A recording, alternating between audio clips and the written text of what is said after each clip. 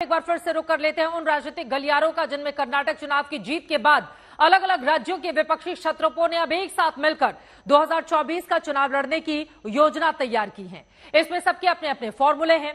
एक फॉर्मूला पश्चिम बंगाल की सीएम ममता बनर्जी ने भी कांग्रेस को दिया है, मगर ममता के फॉर्मूले को बंगाल कांग्रेस ने मानने से इनकार कर दिया है। ये रिपोर्ट देखिए।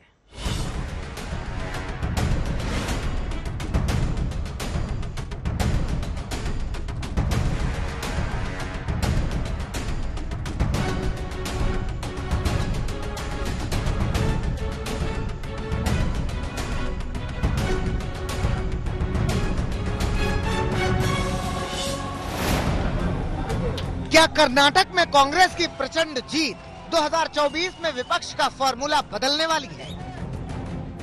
क्या अब तीसरे फ्रंट की लड़ाई खत्म हो जाएगी?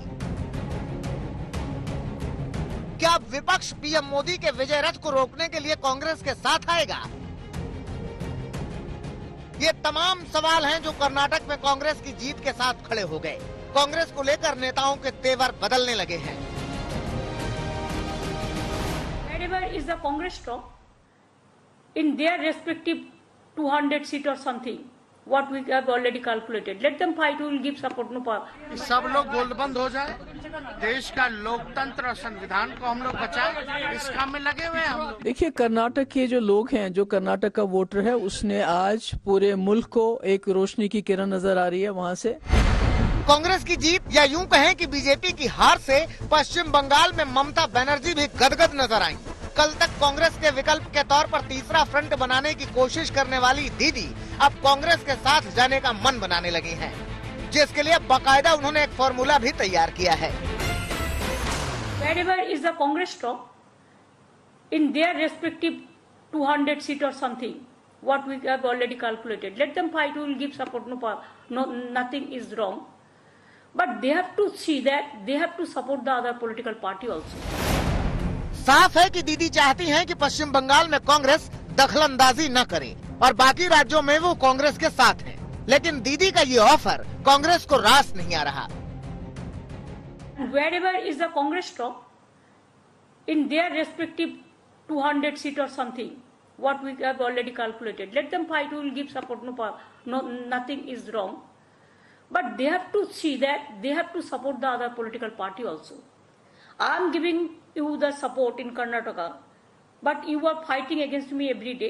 It should not be the policy. आज जब ये लगने लगे कि बिना कांग्रेस बंगाल में ममता बनर्जी की हालत और मुश्किल में जाने की हालत है, तो आप बात घुमा फिरा के बोलना शुरू कर दिए हैं। सीधा तौर पे बोलो, कांग्रेस पार्टी की नेताओं से मिलो। दीदी के इस फॉर्मूले में कांग्रेस के सहयोगी दलों से लेकर बीजेपी तक अपने मायने निकाल रही है। दूसरे राज्यों में वो जा सकती है, लेकिन दूसरे लोग, दूसरी पार्टी नहीं जा सकती है। आना हो तो आना, और नहीं है तो बंगाल में किसी रास्ते से निकल जाना। बहुत हो चुका आपका ड्रामा, बंगाल के लोग भी समझ चुके हैं। बड़ी मुश्किल है आपकी सरकार की गतिविधियों से पश्चिम बंगाल को आगे ले जाना। ममता बनर्जी का इस बयान से स्पष्ट होता है उनका स्थिति बहुत खराब है।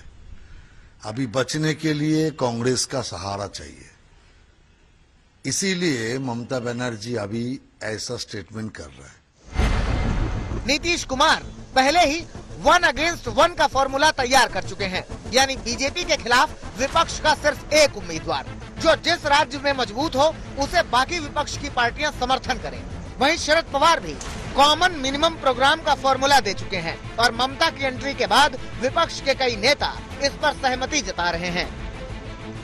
अभी जब नीतीश कुमार जी और तेजस्वी मिले थे और आदरणीय ममता बनर्जी जी से मैं मिला था, तब उन्होंने यही बात कही कि जो दल जहां पर मजबूत है उस दल को आगे कर करके लड़ाई लड़नी चाहिए और उस दल को सहयोग करना चाहिए। तो ये जिम्मेदारी और दलों की भी है कि जो दल जहां मजबूत है उसकी मदद हो। जिनके अधिकतर नेता भ्रष्टाचार में डूबे हुए, घिरे हुए हैं, उन्होंने पहले भी महागठबंधन बनाने का काम किया था, लेकिन कहीं काम नहीं आया। लोगों ने उनको नकारा है। उनके भ्रष्टाचार के चलते, उनकी नीतियों के चलते, न इनका नेता है, न नीति है, न नीयत है। तो जब एक प्लेटफॉर्म पर भी सब आकर इकट्ठे होते हैं, तब भी म्यूजिकल चेयर की तरह सब प्रधानमंत्री की कुर्सी की ओर नजर रखते हैं, लेकिन मिलती किसी को नहीं। सबका मकसद एक है, पीएम मोदी के विजय रथ को रोकना। लेकिन क्या ये फॉर्मूला इतना आसान है? क्योंकि सवाल विपक्ष की अगुवाई का भी है। कई दिग्गज नेता मोदी के खिलाफ चेहरा बनने की तैयारी में हैं। वहीं विपक्ष की अगुवाई कौन कर रहा है, इस पर पहले ही कई बार अंदरूनी कलह सामने आ चुकी है। ड्राइविंग सीट में वो हो जो मजबूत है और सीट बेल्ट लगा करके दूसरी तरफ वो बैठे जिनका प्रभाव वहाँ थोड़ा कम है। इसमें कहीं कोई विरोधाभास नहीं है। ये जो मुंगेरी लाल का हसीन सपना इनको आता है, इनका सपना चकनाचूर भी नहीं बल्कि इनके सारे दांत झड़ जाएंगे। हालांकि 2019 लोकसभा चुनाव से पहले भी इस तरह की छोटी छोटी कोशिशें की गई थी।